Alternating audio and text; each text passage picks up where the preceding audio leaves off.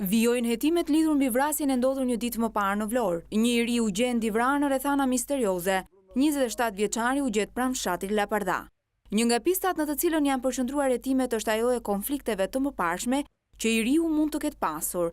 Gjatë orëve të natës pas ngjarjes policia ka shoqëruar dhe ka marrë në pyetje 3 persona. Pas krave të mi janë automjetet e të afërmve të riut, i cili po transportohet në këto momente drejt qytetit të Vlorës. Sipas burimeve të policisë, riu ka ngelur i vdekur si pasojë e një vrasje, ndërkohë që automjetet, të cilat janë në karvan, janë duke shkuar në drejtim të qytetit të Vlorës. Iriu Daniel Lika u gjeti pa jetë në një rrugë dytësore në fshatin Lapardha, ndërsa nga këqyrja paraprake e trupit u vërtetua se iriu është vrarë me armë zjarri. Kanë qenë banorët e zonës të cilët i gjetën trupin e pajet, ndërsa familjarët kanë identifikuar trupin rreth orës 19:15 minuta në vendin ku u gjeti vrarë 27 vjeçari.